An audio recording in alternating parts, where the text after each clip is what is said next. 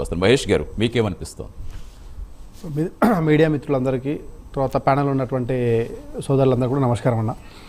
ఈరోజు ఈ రాష్ట్ర ప్రభుత్వం అధికారంలోకి వచ్చిన తర్వాత నేను ఈ కేసీఆర్ చేసినటువంటి అక్రమాలపైన, కేటీఆర్ చేసిన అవినీతి పైన నేను ఎంక్వైరీ చేపిస్తా, దోషులు ఎవరన్నా వాడిని శిక్షిస్తా, వాడిని జైల్లో పెడతా అని చెప్పిండు. అదేవిధంగా నేను అధికారంలోకి వచ్చిన 2 నెలలలోపే నేను జైళ్ళలో డబుల్ బెడ్రూమ్ ఇల్లు కట్టిస్తా అని చెప్పేసి ముఖ్యమంత్రి చెప్పిండు. మరి ఆ 2 నెలలు అయిపోయేదా లేదంటే ఇటుక పిల్లలు దొరకడంలో నాకు తెలియదు. చరణ్ అన్న చాలా మంచిగా బీజేపీ అక్కడ కేసు వేసింది, సిబిఐకి ఇచ్చింది, ఈడీకి ఇచ్చింది, వాటి కథ ఏంది, 15,000 కేసులు పెండింగ్ ఉన్నాయని చెప్పేసి ఇది చెప్పడానికి మంచిగా ఉంటుంది. కానీ there is no comparison between CBI, ED and SIT. అవి ఇండిపెండెంట్ బాడీస్. సో సిట్ అనేది ఇండిపెండెంట్ బాడీ కాదు. సో కైండ్ ఇన్ఫర్మేషన్ అన్న. సో విషయం ఏంటంటే ముఖ్యంగా ఇదంతా ఒక రాజకీయ చర్యగా, ఒక రాజకీయ కుట్రగా ఈరోజు మున్సిపల్ ఎలక్షన్ జరుగుతూ ఉన్నాయి.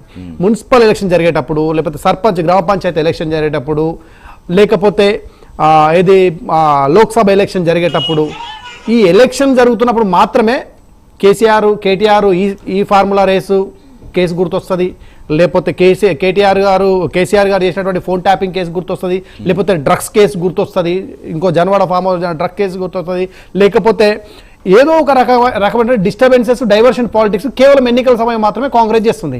బికాజ్ కాంగ్రెస్, టీఆర్ఎస్ రెండు కూడా ఒకే తాడు ముక్కలు. ఈ రాష్ట్రంలో 10 ఏళ్ళు రాష్ట్ర ప్రజలను పీడించినటువంటి కాంగ్రెస్ అయితే, టీఆర్ఎస్ అయితే ఈరోజు 2 ఏళ్ళుగా రాష్ట్ర ప్రజలను మొత్తం కూడా సర్వనాశనం చేసినటువంటి పార్టీ కాంగ్రెస్. ఈ రెండింటి మధ్య పొంతన, ఒప్పందం, ఇంటర్నల్ రిలేషన్స్ ఉన్నాయి కాబట్టి వీళ్ళు ఈరోజు ఈ డ్రామాలు ఆడుతూ తప్ప ఇంకోటి ఏం లేదు.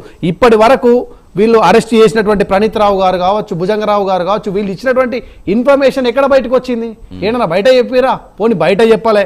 పైగా వీళ్ళు ఈరోజు మీడియా ముందు ఒక పెద్ద హంగామా క్రియేట్ చేయడం కోసం ఈరోజు ఆయన తీసుకుపోతారు, రేపు ఫామ్ హౌస్కో లేకపోతే ఇంకొక ఆడికో ఈడీ మన సిట్ పోతుంది, ఎంక్వైరీ చేస్తుంది, ముచ్చట్లు చెప్తూ ఆయన చెప్పిన ఇన్ఫర్మేషన్ రాసుకుంటే వస్తుంది. ఈరోజు ఆయన ఏంది ఒక సాక్షిగా పిలుస్తారు, సాక్షిని రేపు అక్యూజ్డ్గా మారుస్తారు. ఒకవేళ ఆయన చెప్పినట్టు ఆధారాలు లేకపోతే వీళ్ళ దగ్గర ఆధారాలు చూపించి అక్యూజ్డ్గా మారుతారు. ఇది మొగలి రేకులు సీరియల్ లాగా ఈ టెలిఫోన్ ట్యాపింగ్ కేసులు కథలు ఎన్ని రోజులు నడుస్తాయి? ఇంకా 2 ఏళ్ళు అవుతుంది ఆ ప్రభుత్వం అధికారంలోకి వచ్చి. ఎలక్షన్ ఎప్పుడైతే దుబ్బాక ఎలక్షన్లోనే మా రఘునందరావు గారు చెప్పారు, ఆ రోజు నా ఫోన్ ట్యాపింగ్ అయిందని చెప్పారు. ఆ తర్వాత మొన్న పోయి రామ్మోహన్ గారు మాట్లాడుతూ అసలు ఈ ఫోన్ ట్యాపింగ్ అంశానికి సంబంధించి కేంద్ర హోంశాఖ నుంచి రావాలి ఆర్డర్స్ అనేవి. అసలు ఇంతమంది మాకు డౌట్ ఉంది, వీళ్ళ మీద మేము ఫోన్ ట్యాపింగ్ చేస్తామని రాష్ట్ర ప్రభుత్వం అప్లై చేస్తే వాళ్ళు ఇవ్వాలి. అసలు ఆ పేర్లు కొన్ని పేర్లన్నా బయట పెడితే అసలు తెలుస్తుంది కదా, వాళ్ళు ఇచ్చారా, ఇవ్వలేదా, ఇవ్వకుండా చేస్తారా? దీనికి క్లారిటీ ఎక్కడి నుంచి రావాలంటారు? సో ఇప్పుడు నేనేమన్నా సార్, ఫోన్ ట్యాపింగ్ సంబంధించినటువంటి వీళ్ళు పర్మిషన్ తీసుకున్నారా తీసుకోరాలా అనేది ఆల్రెడీ మొదటి సిట్ 1 ఆల్రెడీ తేల్చేసింది. వీళ్ళు వితౌట్ పర్మిషన్సే వీళ్ళు ఇల్లీగల్ అనే మెటీరియల్ కొనుక్కొచ్చి కరీంనగర్లో ఒక సెటప్ పెట్టేసి, దుబ్బాకలో సెటప్ పెట్టి, ఇక్కడ రేవంత్ రెడ్డి గారి ఇంటి పక్క ఒక సెటప్ వెహికల్స్ పెట్టి వీళ్ళు మొత్తం ఫోన్ ట్యాపింగ్ చేసిన అనేది ఆల్రెడీ సిట్ 1 తెలిసేసింది. ఇప్పుడు సిట్ 2 ఏం చేస్తుంది అంటే వీళ్ళు ఉన్నటువంటి మిగతా, ఇప్పుడు మొన్న కేటీఆర్ గారిని, అంతకుముందు సంతోష్ రావు గారిని, ఇప్పుడు కేసీఆర్ గారిని పిలిచి మాట్లాడడం, హరీష్ రావు గారిని మాట్లాడడం, ఇది చేస్తుంది.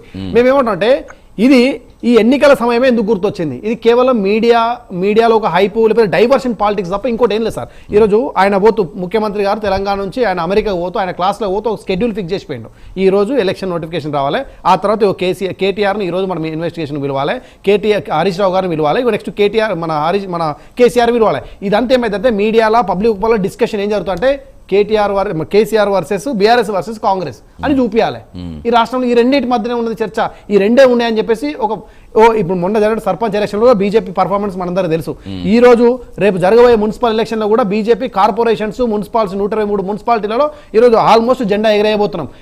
ఈ డైవర్షన్ పోవాలి. తర్వాత ప్రజల లోపల ఒక భావన ఉంటుంది సార్. ఏ ఎలక్షన్ అయినా కూడా ప్రజల యొక్క రెఫరెండం ఉంటుంది సార్. ఈ రెఫరెండం ఏంటంటే ఈ రాష్ట్ర అభివృద్ధి, ప్రజల జీవన స్థితిగతులు, ప్రభుత్వం ఇస్తానటువంటి హామీలు, వాటిని ఎంతవరకు నెరవేర్చును, వీటి మీద ఎజెండా జరగాలి, వీటి మీద ఎజెండా సెట్ కావాలి. ఇది క్వశ్చన్ చేస్తారు. మున్సిపల్ ఎలక్షన్లు ఏమాడతారు కదా సార్, 2 ఏళ్ళు అయింది కదా మీరు అధికారంలోకి వచ్చి, 1 మీటర్ రహదారి వేసిరా, ఇంటర్నల్ రోడ్లు వేసిరా అని ప్రజలు అడుగుతారు కాంగ్రెస్. అది అడగద్దంటే ఏం చేయాలి? కేసీఆర్ని అరెస్ట్ చేస్తున్నాం చూడని చెప్తారు.